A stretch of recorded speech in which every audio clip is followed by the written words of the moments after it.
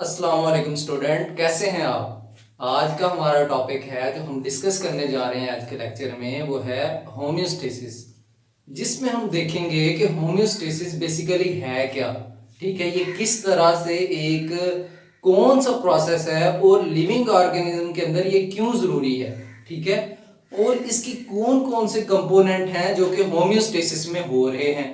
ठीक है, और कौन होम्योस्टेसिस से फर्दर कौन से प्रोसेस हैं जिससे एक लिविंग ऑर्गेनिज्म के अंदर एक मेंटेनेंस है। ठीक है, वो हम प्रोसेस देखेंगे।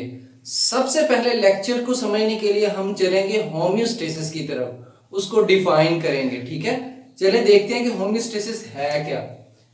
होम्योस्टेसिस को अगर हम डिफाइन करें तो ये है protection of internal environment from harm of change in external environment. ठीक है, मीन्स के जो एक ऑर्गेनिज्म का या जो वैसे भी ऑर्गेनिज्म के अलावा जो इंटरनल इन्वायरमेंट है उसको प्रोटेक्ट करना है। हम देखें कि किस चीज से प्रोटेक्ट करना है। मीन्स जो चेंजिंग एक्सटर्नल इन्वायरमेंट में आ रही हैं उससे इंटरनल इन्वायरमेंट को प्रोटेक्ट करना है, और जो वो प्रोटेक्शन है उसे हम कहेंगे कि ये होम्योस्टेसिस है। फॉर एग्जाम्पल, एक रूम के अंदर एक हम बैठे हुए हैं, ठीक है, उसमें लगा हो एयर कंडीशन। बाहर का टेम्परेचर जो होगा वो कितना होगा 60, बट रूम का जो टेम्परेचर है वो कितना है 26, क्योंकि एयर कंडीशन लगा हुआ उधर। अब वो जो रूम एयर कंडीशन है वो किस चीज से प्रोटेक्ट कर रहा है, बाहर की टेम्परेचर से। क्योंकि अगर बाहर का 60 टेम्परेचर अंदर हो तो हम बैठ भी ना सकें, हमें नुकसान हो, हमें क्या हो, नुकसान हो। इसी तरह से ऑर्गेनिज्म के अंदर जितने भी प्रोसेस हैं वो एक मेंटेन वे में चलते हैं, एक मेंटेन इन्वायरमेंट में चलते हैं, और उस इन्वायरमेंट को जो प्रोटेक्शन होती है वो किसके जरिए होती है, होम्योस्टेसिस के प्रोसेस के जरिए। होम्योस्टेसिस का प्रोसेस समझ आ गया कि इंटरनल इन्वायरमेंट को प्रोटेक्ट करना है, कि जो एक्सटर्नल इन्वायरमेंट में चेंजिंग आ रही हैं उसके नुकसानात से, उसके हार्म जो भी हैं, इंटरनल इन्वायरमेंट को क्या करना है, प्रोटेक्ट करना है। किस तरह से, फॉर एग्जाम्पल एक लिविंग ऑर्गेनिज्म है, कि वो प्लांट है, वो कोई एनिमल है, ठीक है, उसके अंदर टेम्परेचर अगर 100 होगा, 100 फ़ारेनहाइट है, या फिर 38 सेल्सियस है, या फिर 37 से ऊपर है, तो क्या होगा, उसे टेम्परेचर हो जाएगा। उसके अंदर जितने भी एनिमल के अंदर रिएक्शन है वो क्या होंगे, वो स्टॉप हो जाएंगे, या फिर वो एक उसकी उनमें फ्लक्चुएशन आना शुरू हो जाएंगे, जिससे एनिमल को क्या होगा, नुकसान होगा। अब उसके अंदर क्या है कि टेम्परेचर एक मेंटेन है। जैसे फॉर एग्जांपल अगर हम इसे एक ऑर्गेनिज्म एक इमेजिन करें, ये एक ऑर्गेनिज्म है, इसके राउंड जो इसका एक्सटर्नल इन्वायरमेंट है उसका टेम्परेचर कितना है 60, ठीक है 60, बट इसका कितना है, ऑर्गेनिज्म का कितना है 37। ये कैसे हो सकता है कि इसका 60 हो और इस एक ऑर्गेनिज्म उसी जगह पे उसका 37 हो। इसके अंदर कोई ना कोई मैकेनिज्म तो है ना, ठीक है, कोई ना कोई मैकेनिज्म है जो इसके टेम्परेचर को 37 पे मेंटेन किए हुए है, ठीक है, और वो जो मैकेनिज्म है वो इसको क्या बचा रहा है, 60 के इफेक्ट से बचा रहा है। मींस अगर ऑर्गेनिज्म के अंदर भी 60 डिग्री सेल्सियस हो जाए तो ये तो या तो डाई हो जाए, ठीक है, डेड की तरफ जाना शुरू हो जाए, ठीक है, डैमेज पहुंचे इसको, इसके रिएक्शन को डैमेज पहुंचे, इसके ऑर्गन्स को डैमेज पहुंचे। कोई भी ऑर्गेनिज्म है, प्लांट्स लगा लें आप कोई वैसे एनिमल लगा लें जिसका एक टेम्परेचर फिक्स है कि इसके रिएक्शन यहाँ पे चलने हैं, अगर उससे ज्यादा टेम्परेचर होगा तो उसे नुकसान पहुंचेगा। अब जो भी प्रोसेस है जो इसको 37 पे मेंटेन किए हुए है उसे हम क्या कहेंगे, इसके प्रोटेक्ट कर रहा है इसके नुकसानात से 60 के, उसे हम कहेंगे होम्योस्टेसिस। ठीक है, तो अब समझिए, the protection of internal environment means के इंटरनल इन्वायरमेंट को प्रोटेक्ट कर रहा है from harms of changing in external environment, कि जो भी चेंजिंग या इसका 60 है या 70 है या 50 है या फिर इसका कितना है माइनस में आ जाता है, मतलब -0 डिग्री सेल्सियस में आ जाता है, ठीक है, तो ये इसको क्या कर रहा है, होम्योस्टेसिस का प्रोसेस इसको प्रोटेक्ट कर रहा है। कोई ना कोई मैकेनिज्म ये जो है होम्योस्टेसिस जिससे वो ऑर्गेनिज्म प्रोटेक्ट हो रहा है। ठीक है, आगे हम देखें कि होम्योस्टेसिस के कंपोनेंट कौन कौन से हैं। कौन कौन सी चीजें हैं जो कि मेंटेन वे में चल रही हैं। उन कंपोनेंट्स में अगर देखें तो वो टेम्परेचर है, कि टेम्परेचर का मेंटेन वे में चलना या मेंटेन होना एक ऑर्गेनिज्म के लिए बहुत जरूरी है। और वाटर का मेंटेन होना, आया कि बाहर कोई ड्राई कंडीशन है, बाहर कोई वेट कंडीशन है, बट जो ऑर्गेनिज्म का वाटर है वो एक मेंटेन होना बहुत जरूरी है। ठीक है, अगर वो मेंटेन नहीं होगा तो जाहिर है उसके अंदर जो रिएक्शन है, उसके जो भी प्रोसेस है वो इफेक्ट होंगे, बुरी तरह से इफेक्ट होंगे। और इधर हम देखें सॉल्यूट, कि जितने भी सॉल्यूट बॉडी के अंदर प्रेजेंट है, एक एनिमल, एक वाटर के अंदर जो सॉल्यूट प्रेजेंट है, अगर वो एक मेंटेन वे में होगे तो पीएच जो होगी वो जाहिर एक मेंटेन वे में चलेगी। अगर नहीं मेंटेन होगी तो एक रिएक्शन को चलने के लिए या एक प्रोसेस को चलने के लिए पीएच की जरूरत होती है बॉडी के अंदर, एक ऑर्गेनिज्म के अंदर। वो पीएच चेंज होगी और वो इफेक्ट होगा ऑर्गेनिज्म को, और ऑर्गेनिज्म जो है वो डेड भी हो सकता है। ये इसके कंपोनेंट हैं जो कि ऑर्गेनिज्म के अंदर होम्योस्टेसिस के जरिए मेंटेन होते हैं, प्रोटेक्ट होते हैं।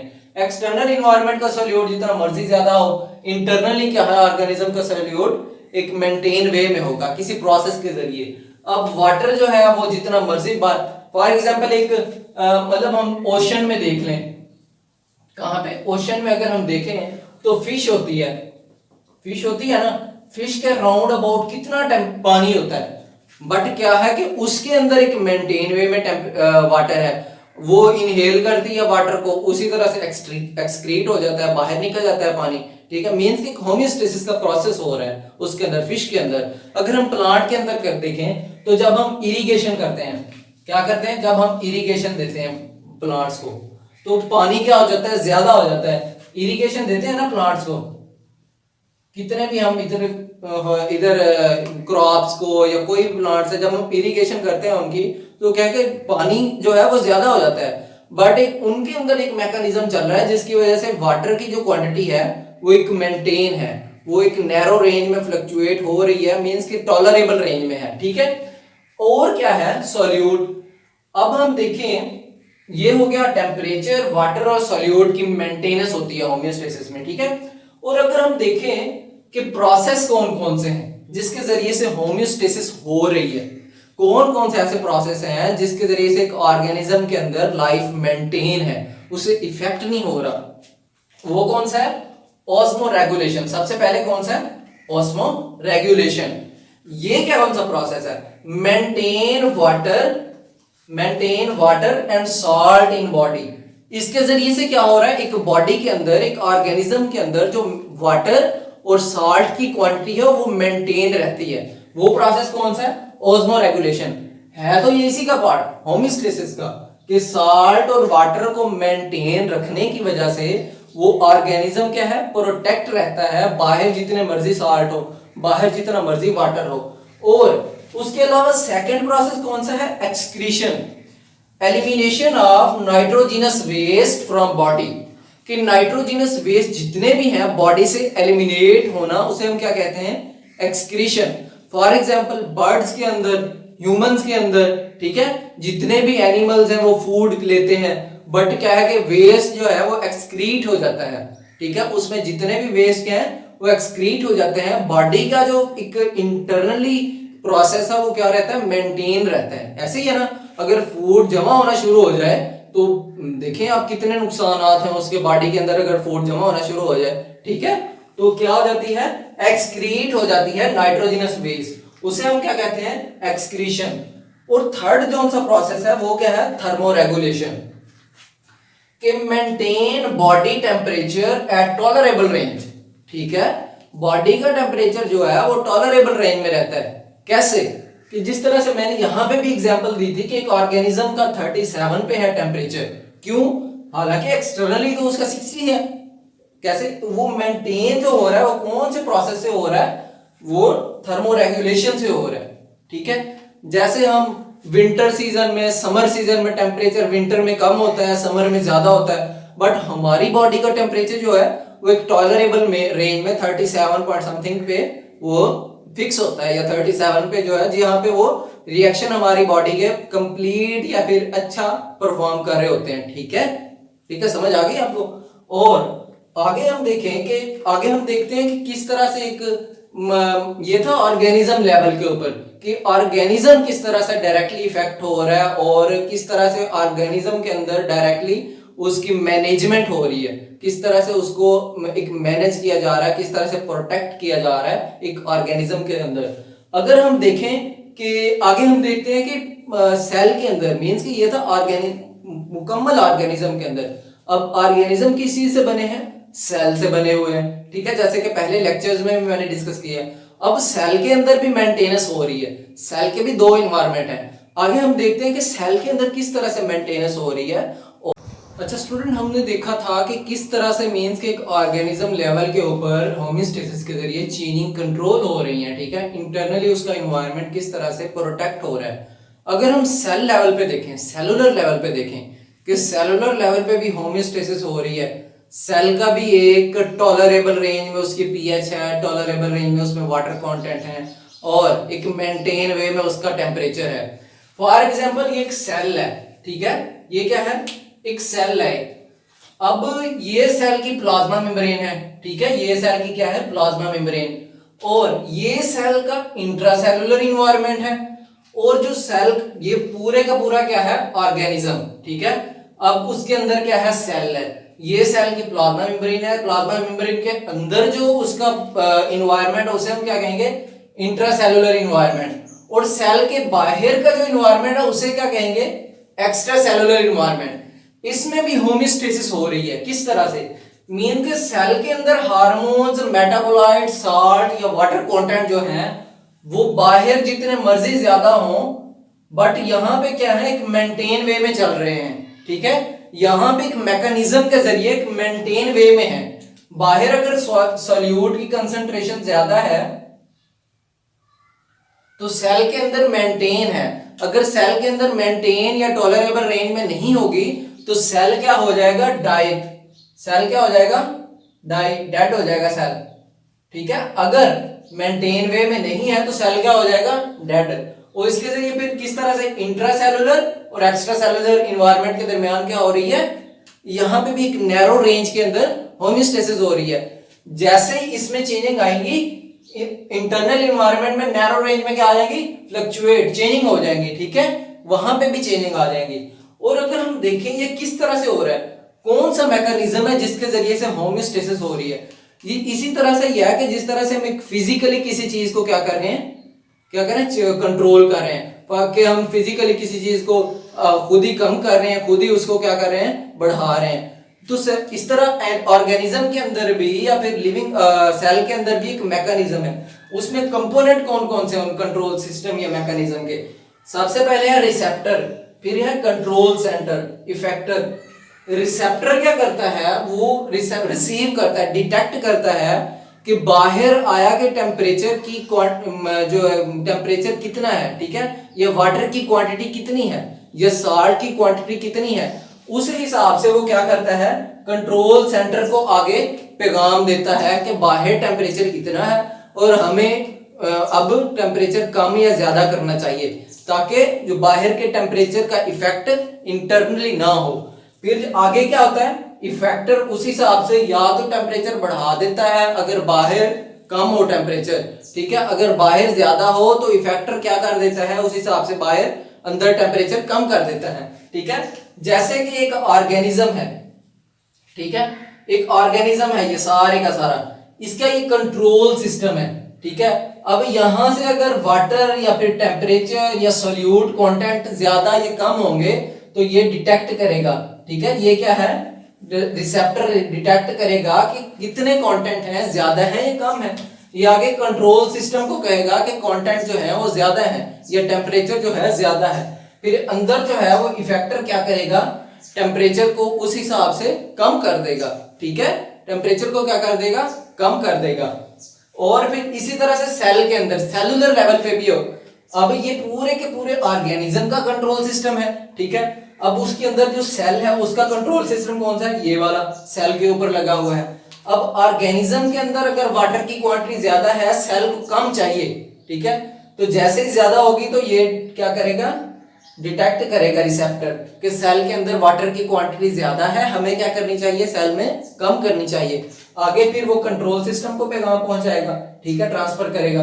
फिर आगे इफेक्टर क्या है, सेल में क्वांटिटी को वाटर की को कम करेगा। इसी तरह से टेम्परेचर का मैकेनिज्म है कि टेम्परेचर कितना रिक्वायर्ड है सेल को। इसी तरह से डिफरेंट हार्मोन्स जो कि सेल के अंदर बन रहे हैं कि कितने रिक्वायर्ड है सेल के अंदर और कितने रिक्वायर्ड है सेल के बाहर, ठीक है। अगर सेल के बाहर हार्मोन जो ज्यादा हो गए हैं, ठीक है, उसको उसके इफेक्ट से बचने के लिए जो है वो रिसेप्टर जो है डिटेक्ट करेगा उसे, फिर आगे कंट्रोल सिस्टम को पैगाम पहुंचाएगा, फिर आगे क्या है, हार्मोन की क्वांटिटी कम हो जाएगी। इसी तरह से टेम्परेचर की रेंज एक टॉलरेबल रेंज में आ जाएगी, ठीक है। अगर हम देखें कि ये एक डेली लाइफ में आप एग्जांपल देंगे कि अगर हमारे उसके अंदर ब्लड के अंदर, अगर हमारे ब्लड के अंदर या हमारे शुगर की क्वांटिटी जो है वो ज्यादा हो गई है, मींस हमारी बॉडी में शुगर की क्वांटिटी ज्यादा हो गई है, तो रिसेप्टर जो हमारे कंट्रोल सिस्टम जो होगा वो क्या करेगा, डिटेक्ट करेगा कि शुगर की क्वांटिटी जो है वो ज्यादा है। तो अब क्या की जाए, इंसुलिन प्रोड्यूस की जाए। क्या की जाए, इंसुलिन प्रोड्यूस की जाए, ठीक है।